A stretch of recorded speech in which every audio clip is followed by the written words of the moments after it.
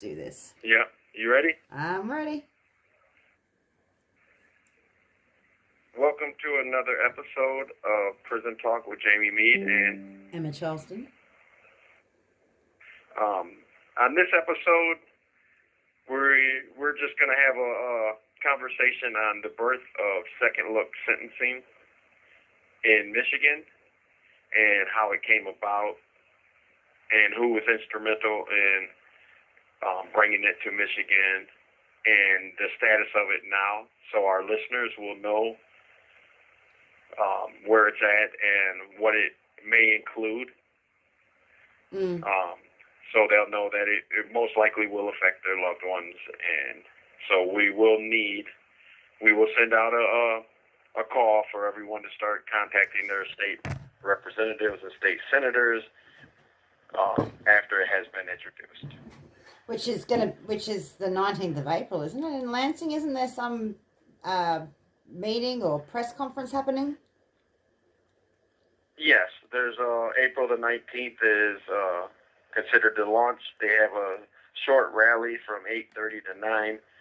Then 9:30 or 9 to 10 is a press conference, or 9 to 9:30, somewhere around there. Yeah. And then after that, there's a like a half an hour literature dump, I think they called it, or something like that. It's a drop to just inform people what it's about and that's at Lansing. That's in Lansing, isn't it?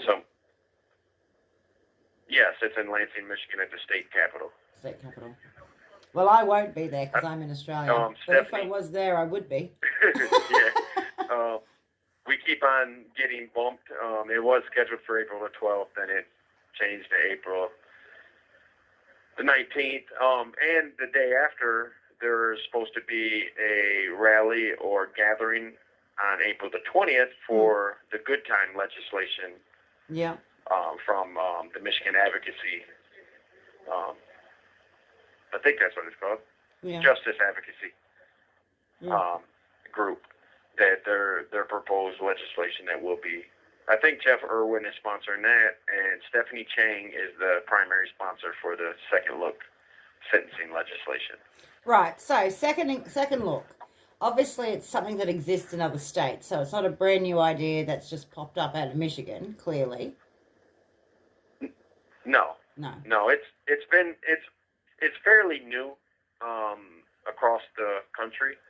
It was considered a hybrid sentencing scheme that would permit judges to revisit a sentence after someone has served so much time, a specified number within the bill. They can come back and see how the person is doing in the prison and potentially give him a new sentence, re-sentence him based on his conduct. Because we've done episodes on second look. Well, we have done one on second look itself, but we were talking, like when I first met you, when I was first talking to you were, all I knew about second look was the fact that you were writing a draft of the bill or something like TARP, like the Adolescent Redemption Project as they were known then. Somehow or other you guys were all involved in something like that. So from my knowledge, that's how I learned about second look. So what is it, like, how did it begin, I suppose? Because I know what it is, and I'm assuming people listening know what it is. How did it begin? In 2019, the National Lifers of America launched their first rally in Lansing. And when I say National Lifers of America, that is inside the prison system of the state of Michigan. It's an organization that functions within the prison that is permitted to function through the Michigan Department of Corrections for lifers to gather and run classes, propose legislation, work on ideas to make the criminal justice system better. Yeah. Well, using lived experience, so to speak. Using like lived experience and lived knowledge, so to speak, because you guys are in prison. You guys know what you need. Yes. And a lot of us have education, so we're able to formulate evidence-based ideas and propose things to state senators and state representatives. In 2019, we launched our first rally, which was in mass incarceration rally in Lansing. We had approximately 200 to 300 participants show up, which was a great thing for a in-prison organized rally that was going to take effect out there. And then in 2021, 2021,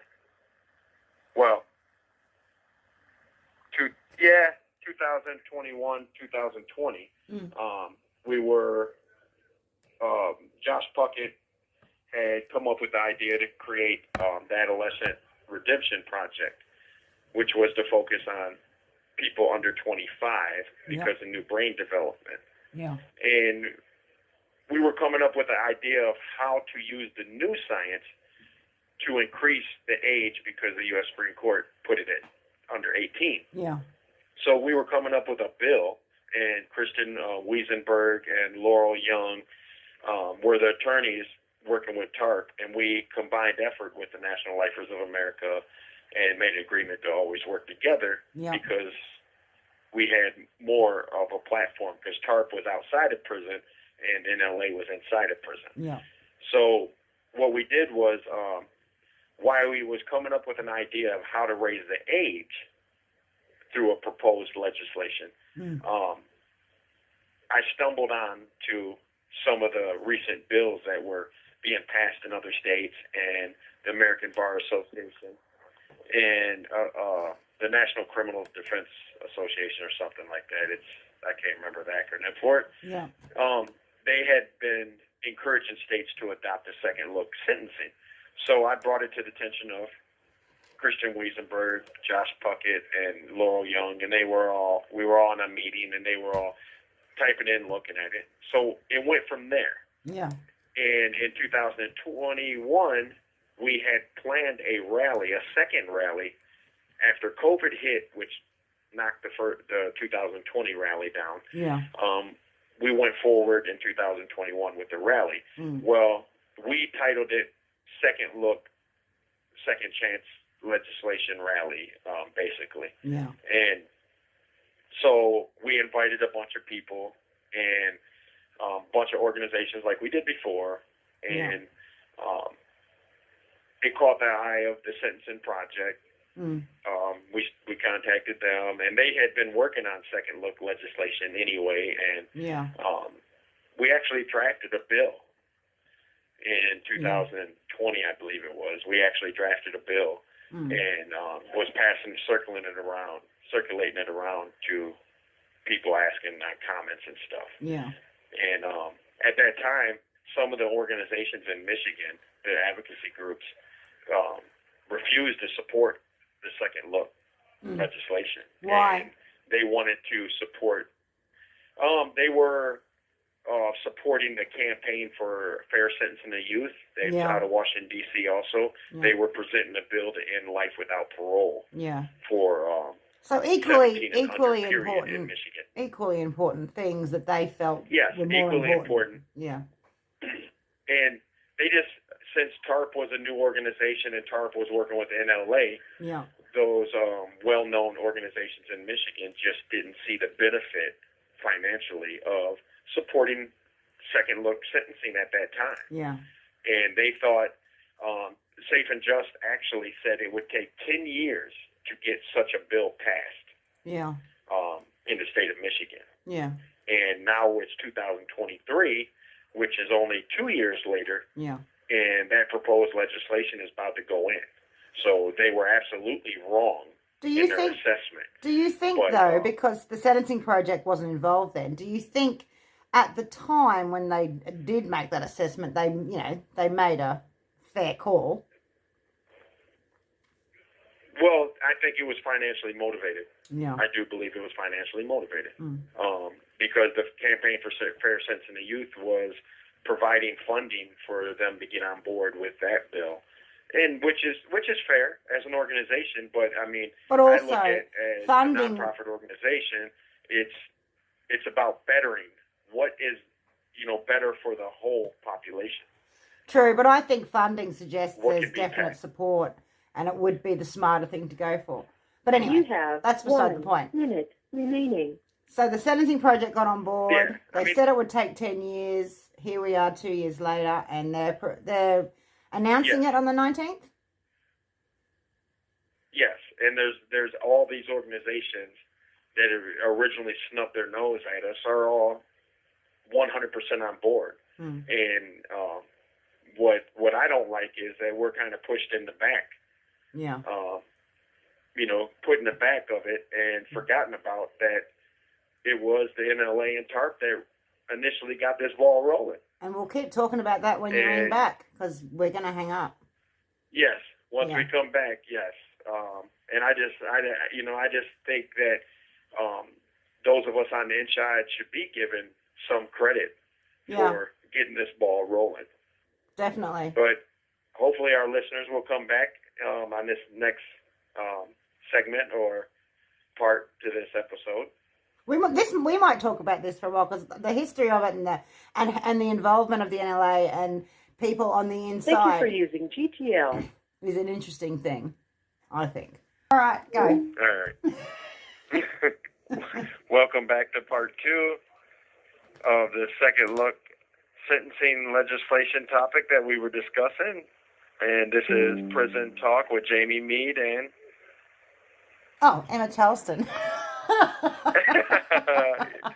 Yeah, you forget. No, well, somebody sent me a photo for the second look thing that I was just talking about. So I was like, oh my God, so soon? Awesome. Anyway, let's stay on topic. All right. And what were you saying when it was ended? Just before it ended, I said, like we've talked about the legislation itself, but I really because we were talking about the fact that the NLA and TARP, the sort of NLA being inside prison, people inside prison had sort of started to push for that, and I just found that interesting. So I just wanted to talk about that. To me that was interesting, because you don't often think, well, I don't often think of people inside prison sitting around trying to come up with, legislation and things like that. I've never thought of that, and so I'm surely others have it. Well, I mean, there's it's not a large group, out of 35,000 prisoners, 34,000 prisoners, it's a small number compared to that many prisoners, of course, being incarcerated in the state of Michigan. But we do, especially before COVID, because now the Department of Corrections uses COVID to restrict everything and to impede any type of positive movement through prisoners organizations. But we came up with many ideas. Prisoners are the ones that developed the idea of bringing troubled youth into the prison to talk to them, to try to help them get on the right path. How effective? How effective is that? Do you know? Well, I believe it. I mean, if you could save one, I think that's worth it. Yeah. If you can, change just one individual, it's worth it. And that's the same way I feel about programs inside prison. I think if the program can help one person change their life around and it's worth it. Sway him or pull him away from more crime, I think that's it's worth it, because every year that one individual costs the state taxpayers $36,000. So if we can run a program that maybe costs the state of Michigan $800, and it saves one person out of 15 in that class, that's a very good investment. Yeah. Well, so and people, but back to the topic of second look, that's one thing that since I've been fully active, in criminal justice reform, which has been for a couple decades,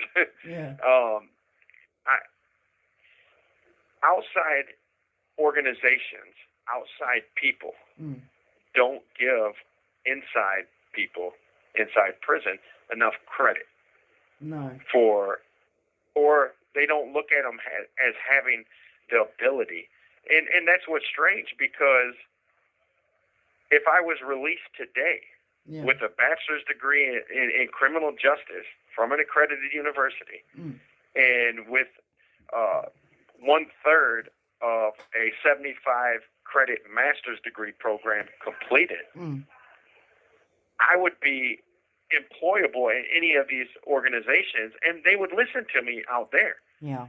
But because I'm on the inside, let's not give him enough voice. Let's not give him a platform, or let's not listen to him. It's like you're not credible because you're on the inside, but as soon as you step out, you're credible. Yeah. And you can see that by all the ex-cons that are working with these organizations. Yeah. 99% of them weren't even active inside prison with criminal justice reform and advocacy work. Yeah. But once they got out, they became active, and they're the most credible things ever. Yeah. Well, I mean, credible people ever. and I suppose though, in a respect, that's kind of part of the price you pay, isn't it? Like it's not fair, it's not nice, but that's kind of the price. That's kind of part and parcel of the prison sentence. That sort of exclusion from society. One thing that those advocacy groups don't realize, that if you don't work with us on the inside, like the National Lifers of America, the NAACP, you don't, at least the leadership roles, if you don't work with us, then how do you get the families of prisoners to contact and do things? Yeah. Because if we can't have people working with us and show the prison population that, those outside people are working with us, and then we can attract more membership. Yeah. How do we get them to convince them to get their families to attend rallies? How do we get them and convince them to have their families call their state representatives or their senators? Yeah. It's like right there is the lack of insight of leadership of those organizations. If they are truly for change, then you should want to work with us so we could be convincing to other prisoners. Yeah. Because, and I suppose that makes sense. Word of mouth inside the prison, and they talk to their families, there's going to be more people not talking about. Like I noticed some Facebook comments because I'm friends with some people, and they've been sort of posting about the change from the 12th of April to the 19th of April. And I've noticed some people sort of saying, what's happening? What's going on? Like they don't even know about it at all. So there'd be more word of mouth. Yeah, they don't even know, because we can't get them interested enough to attend meetings, because we don't have outside organizations in the state of Michigan that want to work with us, because whether they don't look at us as credible, they don't look at us as a resource, whatever their reasoning is. Lack of insight or their reasoning behind it, but I like to say lack of insight, because of course for those to be running these organizations, who are they running it for?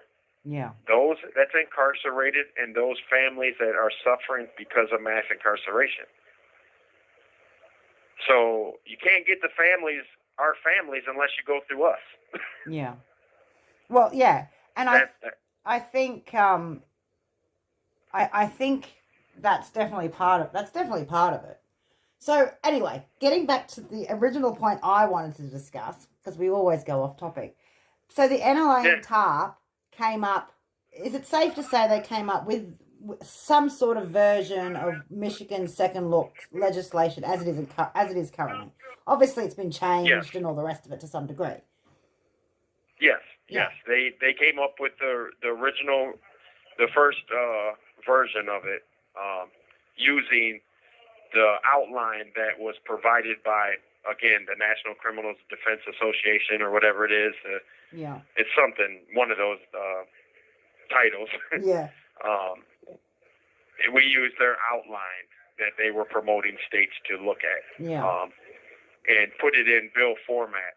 Yeah. and circulated it around the state and around, to organizations, And getting people interested. despite, by the sounds of things, people not being that interested in the beginning, for whatever reason.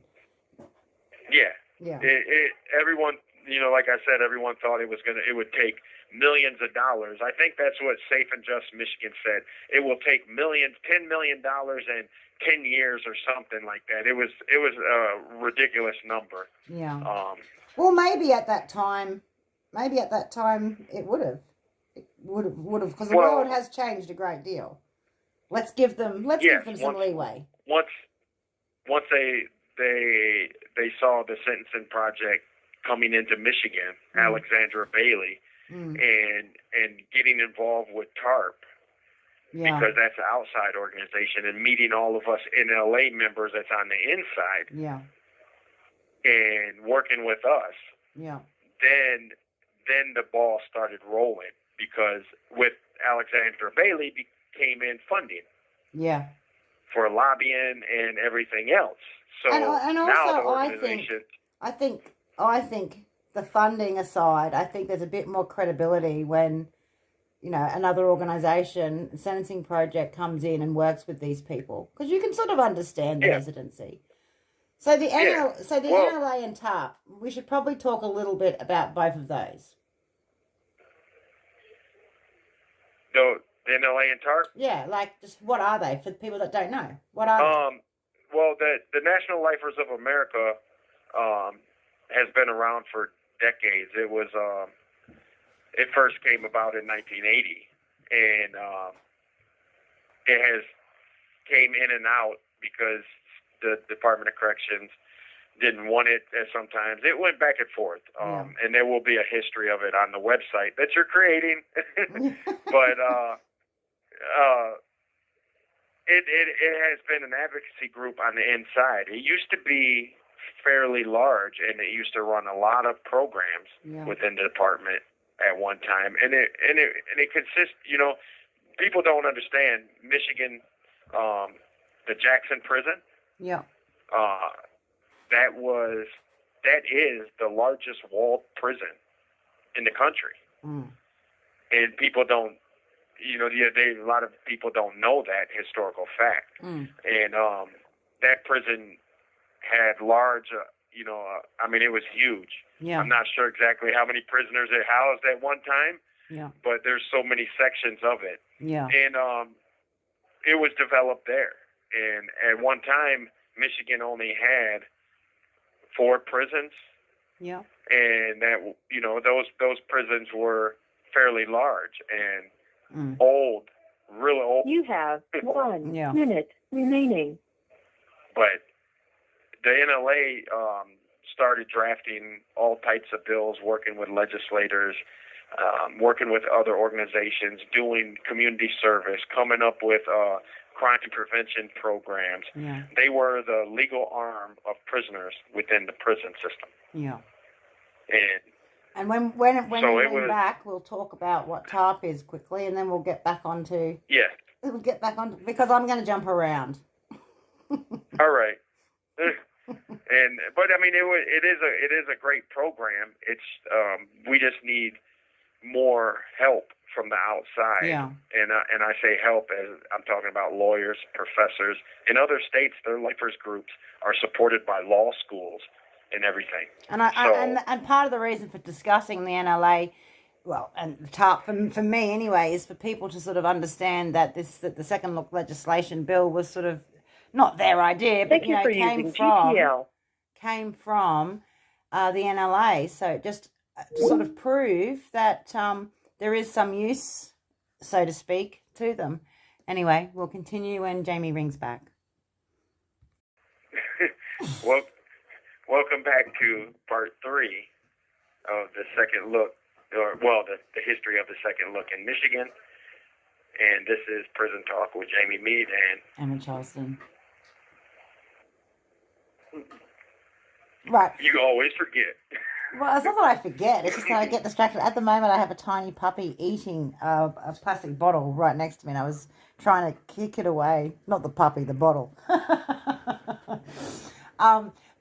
before I was just to be really clear, before when I was talking to you and then the phone hung up, I just basically said the reason why I sort of wanted to hear about the NLA and TARP was because we're talking about the sort of the history or the background behind Second Look in Michigan, and obviously TARP and NLA have a huge part to play in that, and so I thought people that didn't know about either or would get a bit of an idea. So we've sort of touched on the NLA, so now I suppose TARP is something you should sort of explain to people as well. Yes, I want to say because of COVID, I get mixed up on the years because we was idle for so long. Yeah. But TARP, I'm pretty sure it was 2020. It was formed, and it was the idea was from Joshua Puckett, who's incarcerated, who's an 18-year-old, and now since 18 is considered juvenile offender, he will be going back in, I believe, June for resentencing and most likely released. Mm. And Josh has been incarcerated, I want to say 27 years, 28 years, close say. Yeah. His number's a little bit, I think he has a 253 number or something like that, but he does have a Facebook and everything connected. I believe it's connected to TARP and everything. Yeah. But his profile's on TARP also. But he is the founder. Him and now I can't even remember her name. Wow. That is it's still early here. So I'll use that as an excuse. Yes. Well, it's but I never met her, and I did know her name, but yeah, I'm drawing a blank as well. Yeah. But Laurel Young, an attorney that represented Josh, was a part of the founding of it. Christian Wiesenberg was a part of the founding of it. Mm. He came in because Laurel was his mentor. He's another attorney. Stephen Silla is Josh's godfather, and he was a part of it, and he's actually the founder of TARP Village. And the reason TARP was formulated was because we wanted to come up with to have an organization that certifies the safety of certain prisoners through a process of taking programs, earning college degrees, and everything. Yeah. And the Adolescent Redemption Project an idea was to raise the age to up to 25 based on the science of brain development in youthful offenders. Yeah. And it grew and became what we like to call a sister organization to NLA. Yeah. Like I said, NLA's on the inside, TARP's on the outside. Yeah. And we most people that participate at TARP, that sit on TARP's board, are outside. Nadia, Josh's fiance, is the president of it at the moment, and she's been doing a lot of work. And out of that came TARP, TARRP. And that's the Adolescent Redemptive a 501 Restorative Program, isn't it? Yeah, project. I think they changed it to project. Yeah. The P is. Yeah. Adolescent Restorative Redemptive Project. Yeah. And that is a 501c3 nonprofit organization that is the sister organization to TARP, the Adolescent Redemption Project, which is a 501c4. Yeah. The C4 advocates and lobbies, while the C3 is a nonprofit, and that's where the programs come through. Yeah. Because that's the purpose of that organization, is to offer programs from civic engagement program, CEP. I'm pretty sure I said that right. There's a gang intervention program. I'm trying to think of the other ones because I don't have the papers in front of me. Nor do I. We're actually going to start the civil engagement program here, civic engagement program here at Macomb. We're going to be pushing for that. Yeah. But our idea is to use the NLA on the inside and TARP on the outside to run programs through the NLA as TARP as the parent organization. Yeah. And we have merged, co-partners. Yeah. Josh is sits on the board of directors for the NLA. Yeah. As a liaison between TARP and the NLA. Yeah. So he's that link between the inside and the outside. It's a program because right now in Michigan, a lot of the juvenile offenders, say for 18 and 17, at one time or still today in Michigan, if you're serving a life sentence or long indeterminate sentences, you're not allowed to participate in core programming. If they have additional self-help groups, you can get involved in them. But they don't allow you to get into any core programs until you're like a year from your out date. Yeah. Or time to see the parole board. And the idea was to assist prisoners with programming because of the fact that no one knew they were going to raise the age to 18. So all the 18-year-olds that were serving life without parole in the state of Michigan hadn't had too many programs underneath their belt. So the idea was to provide these programs to these prisoners through an outside organization. And whether it's an attorney, social worker, or a psychologist that come in once a month, they will train a core group of guys and will help provide programming. Yeah. To assist prisoners on reentry. Yeah. So the two organisations, or three, if you want TARP and TARP to be considered two separate ones, they're all working from the inside with the outside for things that are going to help people with re-entry and that sort of thing. And they're TARP's and NLA and TARP are quite active. I mean, TARP's been around for a couple of years. They're active though. Yes. One thing I do want to point out, so our listeners know, Joshua Puckett's incarcerated. Yeah. Josh brought me on board when he started developing it. Cassandra, I remembered her name. Yeah. Cassandra Anzalone. Anzalone? Yeah. That's the other co-founder of TARP. Yeah. And sorry, Cassandra, if you're listening. Sorry, Cassandra, if you're listening. But both of these organizations were founded from the ground up from people on the inside. Yeah. And that's what people need to realize. If we can develop these organizations on the inside, just think what we can do on the outside. Yeah. We can be an asset to society by providing social welfare programming. And that social welfare is what these organizations fall under when you incorporate them as nonprofit organizations. Yeah. Because it's there to educate the public and assist people in society and inside prison. Yeah. And one of the things that both organisations have managed to bring about is the very beginnings, if nothing else, of this second look legislation, which is a good thing. Yes, because it affects me directly as a life without parole prisoner who had just turned 19. The laws that changed to affect 18-year-olds doesn't affect me. Yeah. And this will allow me, because I have over 30 years of incarceration, it allows me to go back and potentially get resentenced to, be able to be released and be an asset to society. Yeah. Which so far... And many jobs, and what is odd and contradicts a lot of the things that we were talking about. Many of the places offer jobs once I get out. Yeah. Yes. So the employment opportunity with those same criminal justice reform advocacy groups is available to me once I get out. Yeah.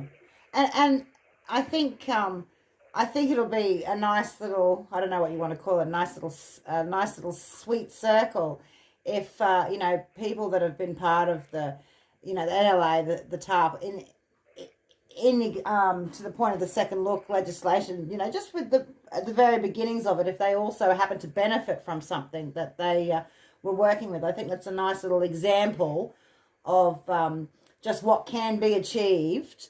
Because obviously you guys need help from people on the outside. You can't do it all you need people on the outside to help you, obviously.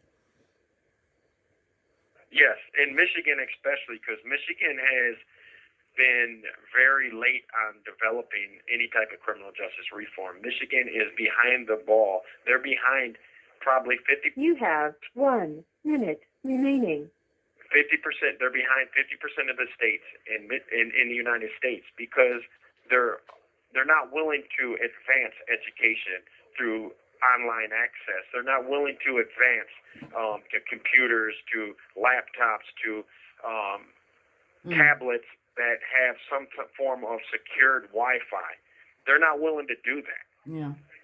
Michigan was one of the last states to go to colored TVs. They thought colored TVs was a threat to security when people on death row had colored TVs. It was insane, but that's the mentality of those individuals running the Department of Corrections.